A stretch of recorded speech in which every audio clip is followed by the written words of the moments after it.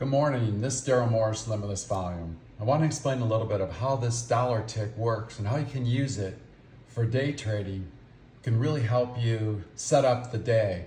Now, you have neutral at this line, which is yellow.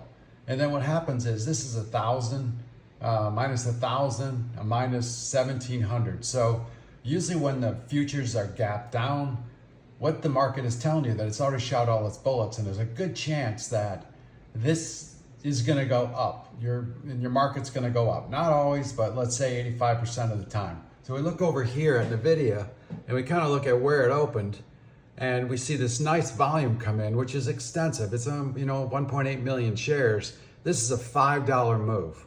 So we use this in conjunction with where the close is, where the open is, and we can run this into almost the close of the previous day. So this is a $5 upward move just by giving us the formula that we have futures that are already way down, and this is a minus 1,700.